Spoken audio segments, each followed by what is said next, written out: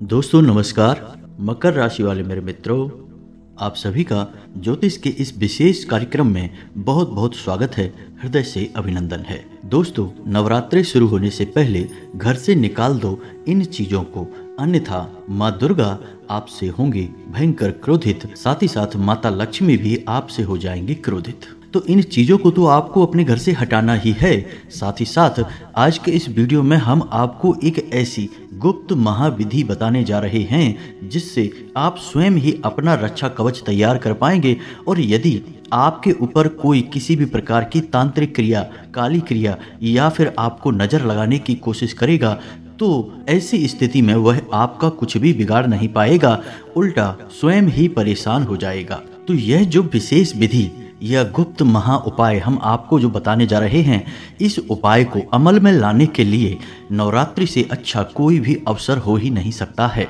तो आपको नवरात्रि के 9 दिनों का पूरा उपयोग करना है और इस विधि से स्वयं अपने लिए तावीज तैयार कर लेना है। और माँ दुर्गा की असीम कृपा प्राप्त करने के लिए कुछ विशेष गुप्त पूजा होती है, उपाय होते हैं जिन्हें भी आपको कर लेना है। तब आपके आसपास एक ऐसा रक्षा कवच तैयार हो जाएगा कि आपका कोई बाल भी बांका नहीं कर पाएगा। वीडियो बहुत ही खास है और इस वीडियो में आपके जीवन से जुड़ी हर एक समस्या का समाधान है। तो हमारे कहने से इस वीडियो को आप पूरा अवश्य देखें, वीडियो को बिल्कुल भी मिस ना करें, क्योंकि इस तरह के वीडियो जीवन को बदलने की क्षमता रखते हैं दोस्तों, और बहुत ही मेहनत से तैयार किए जाते हैं। यदि आप इस वीडियो को पूरा देख लेंगे तो निश्चित तौर पर आपके जीवन में बहुत बड़ा बदलाव आ जाएगा, इस बात की हम गारंटी देते हैं। और यदि आपके जीवन में बदलाव आएगा तो हमें बहुत अच्छा लगेगा। माँ भद्रकाली के लिए हमारी भक्ति पूर्ण हो जाएगी और हम मान लेंगे कि माता की कृपा हमारे ऊपर आजीवन बरसती रहेगी। तो वीडियो में जो भी बातें हम आपको बताने जा रहे हैं उन बातों को ध्यान से समझना है। कुछ बातें ऐसी होंगी जिन्हें आप बाद में भूल सकते हैं, तो उन बातों को आप नोट कर लें, कॉपी पेंसिल लेकर बैठें और एकांत में ठंडे दिमाग से पूरे वीडियो को देखें। हो सकता है दोस्तों कि आपको विस्तार से समझाते समझाते वीडियो थोड़ा लंबा भी हो जाए, तो आपको धैर्य से काम लेना होगा, क्योंकि इस तरह का ज्ञान अक्सर लोग बहुत मोटी रकम मांगकर और कई दिनों की चक्कर लगवाने के बाद देते हैं, जो हम आपको केवल और केवल आपके जीवन के उद्धार के लिए दे रहे हैं। तो दोस्तों, आप हमारी बात का सम्मान रखें और वीडियो को पूरा देखें, बस हम आपसे यही चाहते हैं। तो चलिए दोस्तों, वीडियो की शुरुआत करते हैं। लेकिन वीडियो शुरू करने से पहले आपसे एक निवेदन है कि कमेंट में पूरे भक्ति भाव के साथ, जैसे कोई अबोध बालक अपनी माँ को बुलाता है, पूरे भाव के साथ जय माँ भद्रकाली अवश्य लिखना। एक बार नहीं 3 बार लिखना। माता तक आपका भाव निश्चय ही पहुंचेगा और आपके दिल की हर एक बात माता तुरंत समझ जाएंगी। और साथ ही साथ यदि चैनल पर पहली बार आए हैं तो सब्सक्राइब करके बेल आइकन को जरूर दबा दें। दोस्तों, हम आपके लिए ऐसे ही ज्ञानवर्धक और बेहद महत्वपूर्ण आपके जीवन से जुड़े हुए वीडियो रोज लाते रहते हैं और आपके जीवन को बदलने का प्रयास लगातार करते रहते हैं। दोस्तों, हम आपको बता दें कि वर्ष में नवरात्रि 4 बार पड़ते हैं, जिनमें से 2 नवरात्रि के बारे में अक्सर लोग जानते हैं और उनमें भी जो अभी आ रही हैं शारदीय नवरात्रि, इनका महत्व सबसे अधिक होता है। दोस्तों, हम आपकी राशि पर पिछले लंबे समय से नजर रखे हुए हैं और हम जानते हैं कि आपके जीवन में क्या घट रहा है। पिछले लंबे समय से आपके जीवन में संघर्ष का दौर चल रहा है। परेशानियां एक के बाद एक आपके सामने आती जा रही हैं, लेकिन आप एक ऐसे इंसान हैं जो धैर्य से काम लेते हैं और जीवन की कठिनता को अच्छी तरह से समझते हैं। परेशानियों से जूझना और उनसे बाहर निकलना आपको अच्छी तरह से आता है। लेकिन अब पिछले कुछ समय से आपका समय कुछ ठीक हो गया है, कुछ सही हो गया है। आर्थिक तौर पर भी आप धीरे धीरे मजबूत हो रहे हैं और आपका सामाजिक और पारिवारिक वातावरण भी ठीक रहने लगा है। छोटी मोटी परेशानियां और विपत्तियां तो आती ही रहती हैं, लेकिन जब तक जीवन में कोई बड़ी विषम परिस्थिति उत्पन्न ना हो जाए तब तक जीवन आसान बना रहता है, सरल बना रहता है और वैसा ही जीवन अभी आपका चल रहा है। लेकिन इसमें डर वाली बात यह है कि यह कब तक, यानी कि कब तक आप छोटे छोटे सुख के पल भोगेंगे, क्या ये सुख के पल कभी बड़ी खुशी भी आपको देंगे और जीवन में एक स्थायी सुख का भी आभास कराएंगे, या फिर कहीं फिर से छिन तो नहीं जाएंगे? क्योंकि दोस्तों पिछली बार भी आपके साथ यही हुआ था कि जब आपको कामयाबी मिलना प्रारंभ हुई, आपने अपनी कामयाबी का ठीक से आनंद भी नहीं ले पाया, तब तक फिर से आपके जीवन में नकारात्मकता घर कर गई, जैसे किसी को नज़र लग गई हो, जैसे किसी ने आपके जीवन पर कोई क्रिया कर दी हो। तो हम आपको बता दें कि आपके जीवन में जो परेशानियां आती हैं, जो कठिनाइयां आती हैं, उनके जिम्मेदार वैसे तो कई चीज़ें होती हैं, लेकिन काफ़ी हद तक आप स्वयं भी इसके जिम्मेदार होती हैं। जी हाँ दोस्तों, ऐसा क्यों? क्योंकि आपका स्वभाव ही कुछ इस प्रकार है जो धूर्त और दूसरों को बेवकूफ़ बनाकर काम चलाने वाले लोगों को आपकी ओर आकर्षित कर देता है।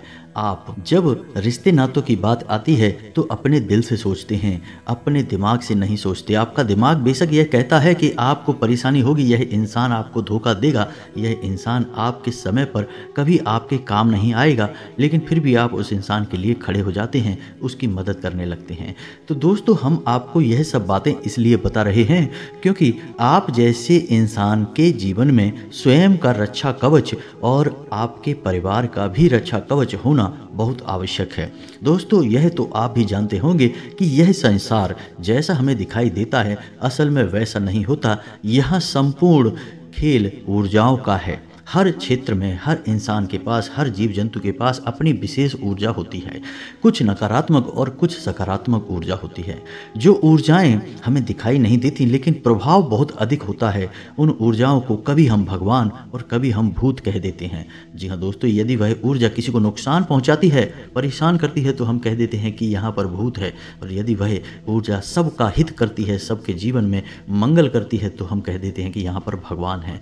तो सारा खेल ऊर्जाओं का है। तो आपके आसपास भी ऊर्जा का एक ऐसा रक्षा कवच होना चाहिए जिससे कि आपको किसी की भी नजर ना लगे, कोई चाहकर भी आपका बुरा ना कर सके, चाहे जैसी बड़ी से बड़ी तांत्रिक क्रिया क्यों ना कर दे, लेकिन आपका बाल भी बांका ना कर सके। तो ऐसे में माँ दुर्गा की शरण में जाना सर्वोत्तम रहेगा, क्योंकि माँ दुर्गा ही एक ऐसी देवी हैं जो हर एक तांत्रिक क्रिया की काट कर सकती हैं और उनके अंदर देवी का हर एक रूप समाहित है। तो वह विशेष उपाय जो हम आपको बताएं, जो आपकी रक्षा करेगा, आजीवन करेगा, वह बताएं। उससे पहले हम आपको यह बता दें कि आपके घर में कुछ ऐसी चीजें हैं जिन्हें आपको नवरात्रि शुरू होने से पहले अपने घर से निकाल फेंकना होगा।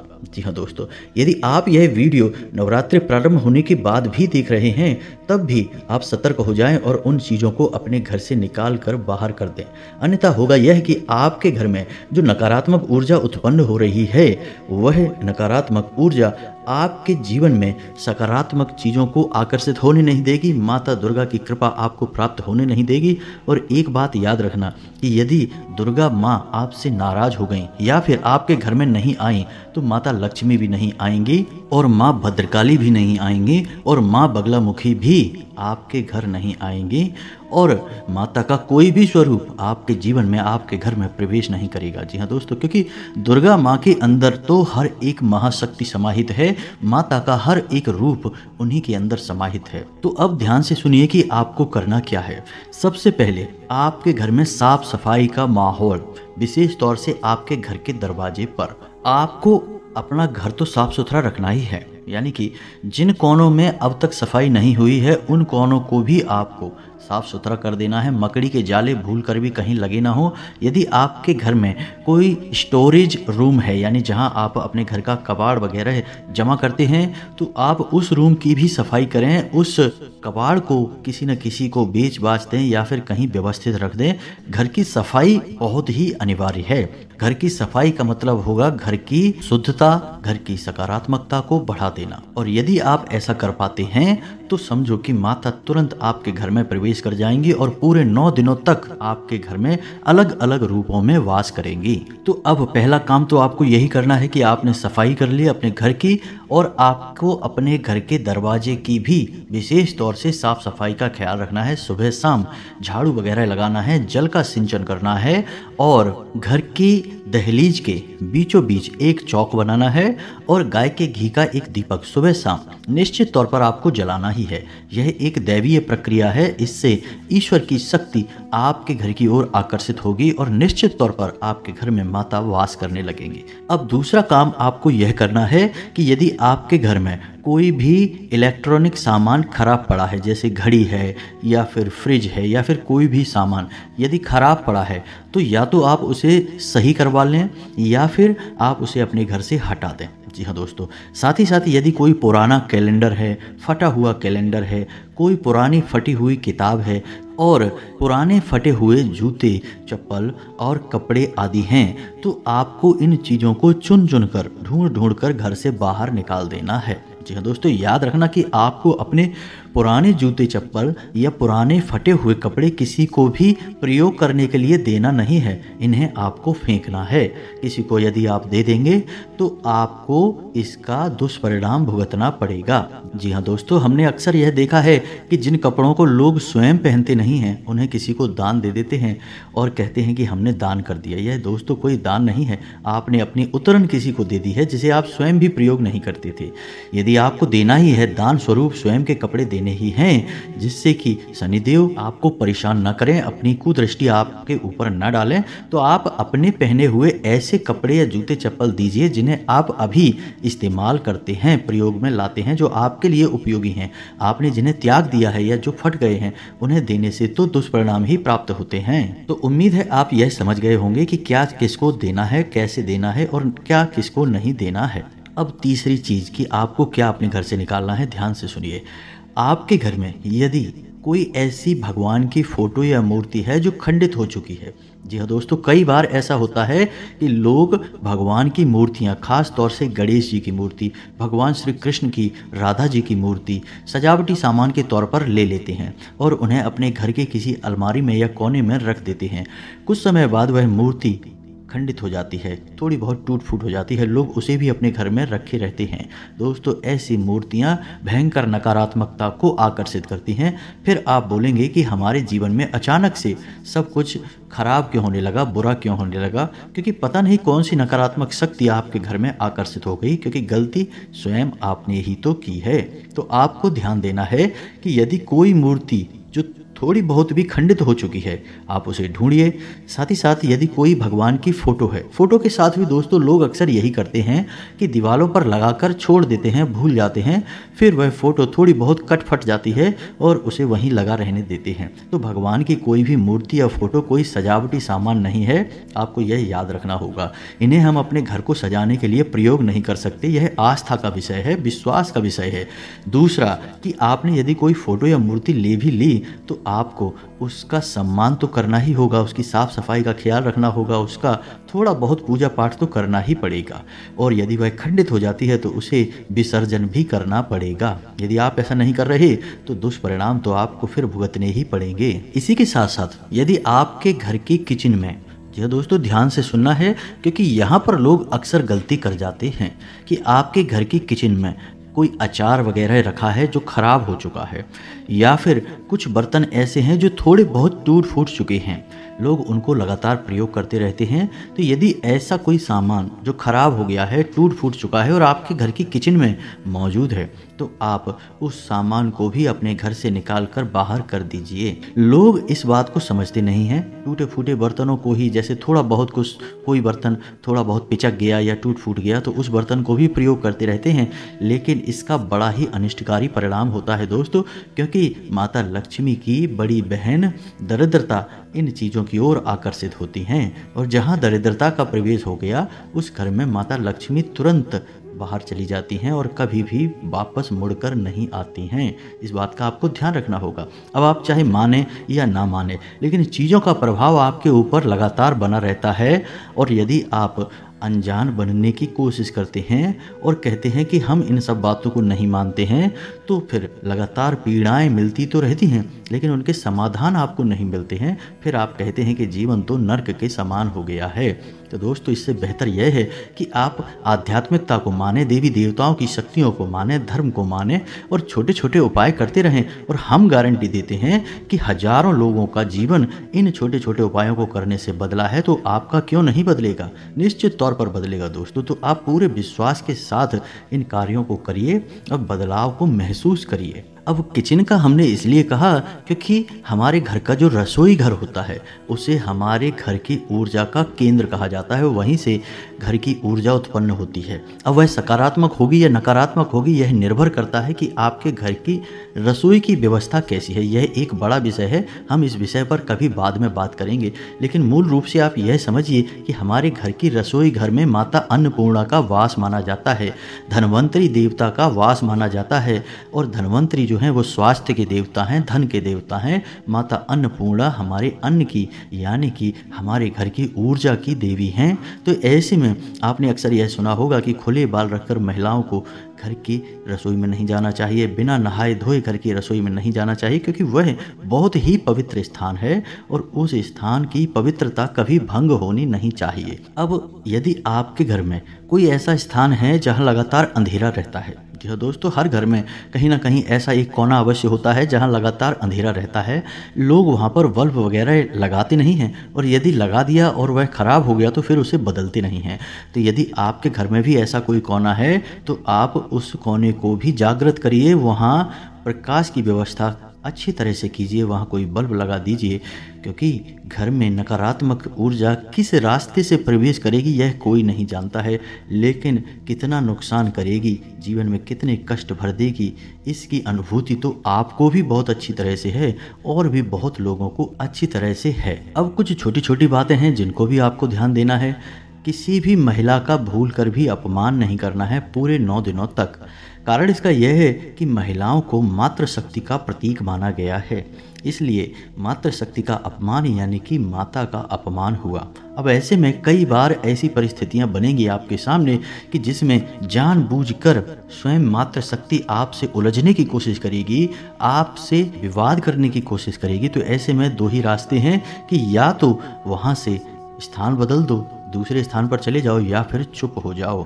दोनों ही परिस्थितियां आपके लिए अच्छी हैं यदि आप इन बातों को मानते हैं। और यदि आप बहस करेंगे और बाद में यदि मातृशक्ति को बुरा लगा तो फिर माता को भी बुरा लगेगा। आप माने या न माने, लेकिन यह बात 100% सत्य है। हमारे हिंदू धर्म में कहा जाता है यत्र नार्यस्तु पूज्यन्ते रमन्ते तत्र देवता, यानी कि मातृशक्ति का जहाँ सम्मान है वहाँ देवताओं का तो वास हो ही जाता है। जी हाँ दोस्तों, अब 2 कार्य जो आप और कर सकते हैं, इससे देवी की विशेष कृपा आपको प्राप्त होगी।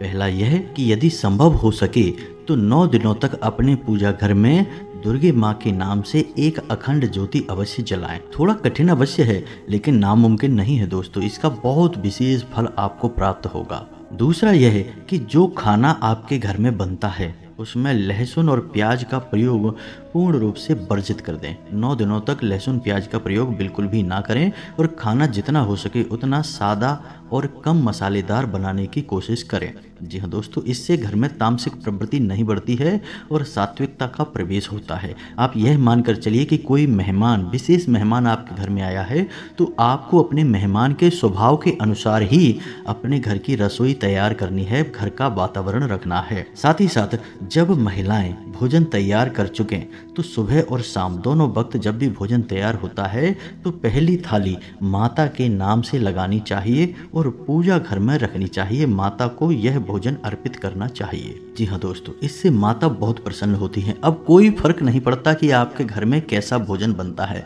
भोजन सात्विक होना चाहिए और हल्का होना चाहिए। अब रोटी सब्जी या फिर सलाद या अचार कुछ भी हो सकता है, आप सब कुछ माता को समर्पित कर सकती हैं। याद रखें कि थाली में थोड़ा मीठा रखना बिल्कुल भी ना भूलें, क्योंकि मीठा माता लक्ष्मी को बहुत अधिक प्रिय है। आप समझिए कि यह भाव की बात है। आप बिल्कुल माता का वैसे ही स्वागत करिए जैसे आपके घर में कोई मेहमान आ जाता है।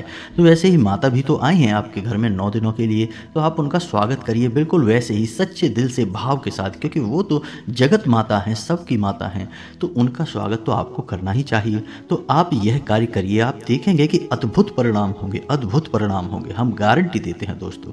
अब बात करते हैं उस महा उपाय की जो आपको 9 दिनों तक लगातार करना है, और 9वें दिन आपको उस उपाय का समापन करने के बाद हर एक तांत्रिक क्रिया से, नकारात्मक शक्ति से छुटकारा प्राप्त हो जाएगा। तो वैसे तो माँ दुर्गा की पूजा पाठ के विधि विधान कई प्रकार से किए जाते हैं, अलग अलग प्रकार से मनोकामनाओं के हिसाब से इनकी पूजा पाठ की जाती है, लेकिन हम आपको बहुत ही साधारण प्रक्रिया बताने जा रहे हैं, लेकिन यह अत्यंत प्रभावशाली प्रक्रिया भी है। दोस्तों याद रखना कि इस प्रक्रिया के लिए आपको एक ताबीज की, लाल रंग के धागे की और एक कागज जिस पर आप इस मंत्र को लिखेंगे, तो इन चीज़ों की आवश्यकता रहेगी ही। और यदि आपके पूजा घर में दुर्गी माँ की कोई फोटो या मूर्ति है तो अच्छी बात है, और यदि नहीं है तो आप बाजार से जाकर खरीद लाएं। याद रखें कि यदि आप कोई मूर्ति खरीद रहे हैं तो वह मूर्ति खोखली नहीं होनी चाहिए। यदि आपने पत्थर की मूर्ति खरीदी है या धातु की मूर्ति खरीदी है और यदि वह खोखली है तो उस मूर्ति में आप मिट्टी भी भर सकते हैं, उसे ठोस बना सकते हैं।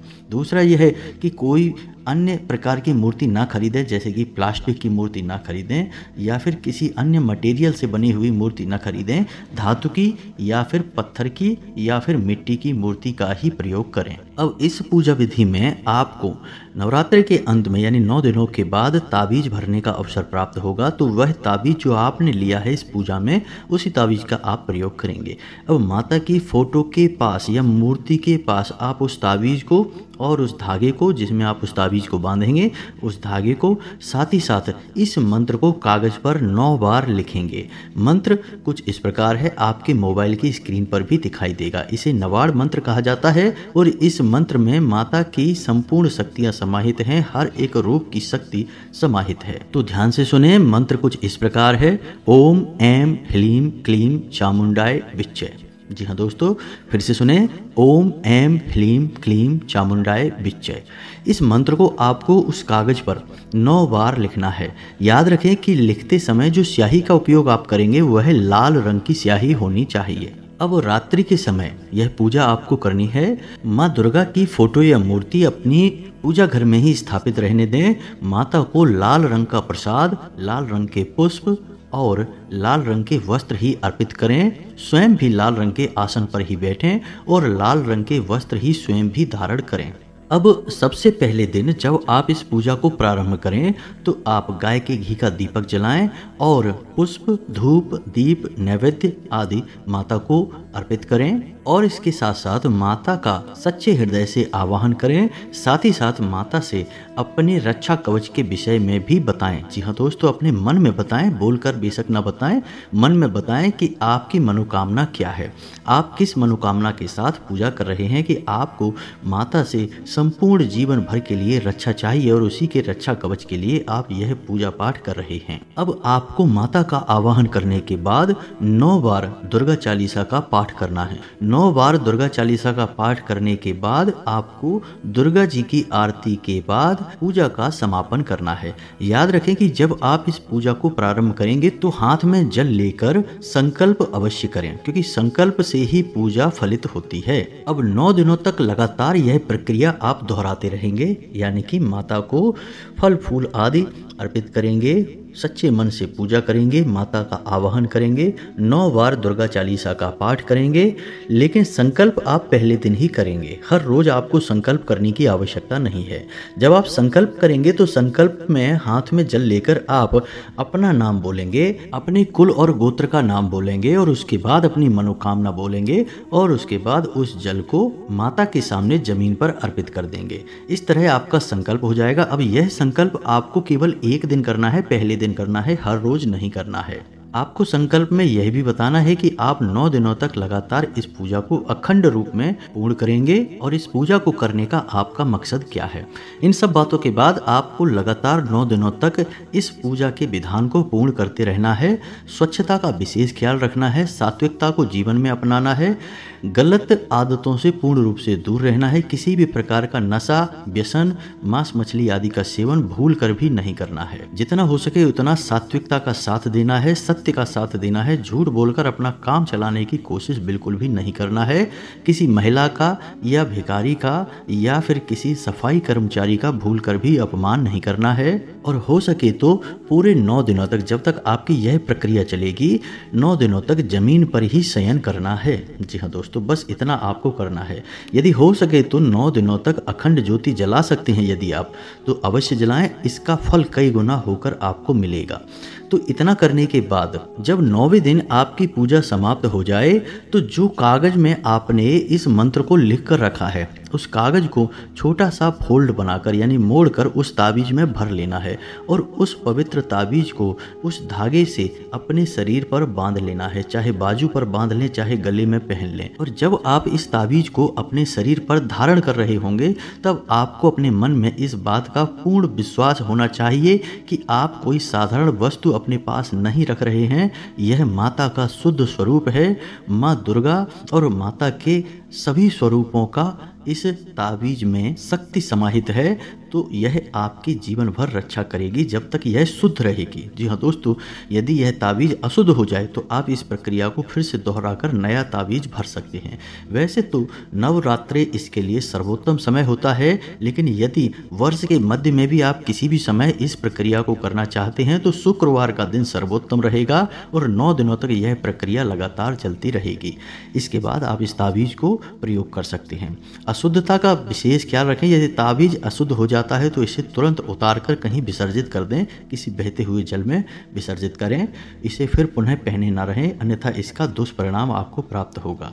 अशुद्धता क्या होती है इसका आपको विशेष ध्यान रखना है। जैसे कि यदि आपके घर में कोई सूतक हो गया है, कोई पातक हो गया है, यदि आप किसी ऐसे घर में जा रहे हैं जहां पर किसी प्रकार का सूतक या पातक है तो आपको वह ताबीज पहनकर नहीं जाना है। यदि आपके घर में ऐसी कोई घटना हो जाती है तो आपको यह ताबीज बदल देना चाहिए। यदि आपको एहसास हो जाए कि यह घटना होने वाली है तो आप इस ताबीज को पहले ही उतार कर अपने पूजा घर में रख दें। बाद में जब यह समय गुजर जाए तो उसके बाद इसे पुनः धारण कर लें, इससे ताबीज अशुद्ध नहीं होगा।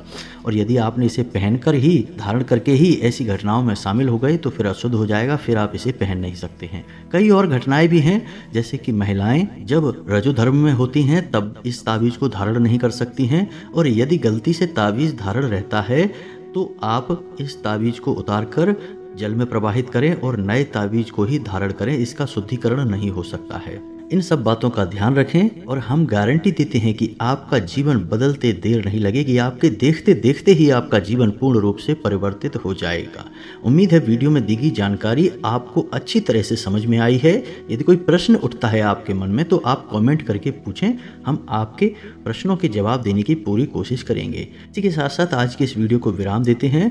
कमेंट में पूरे भक्तिभाव के साथ जय माँ भद्रकाली रक्षा करो, जय माँ अम्बे रक्षा करो अवश्य लिखें। माँ भद्रकाली माता अम्बे की संपूर्ण कृपा और आशीर्वाद आपको प्राप्त होगा। मिलते हैं अगले ज्ञानवर्धक वीडियो में, तब तक के लिए धन्यवाद।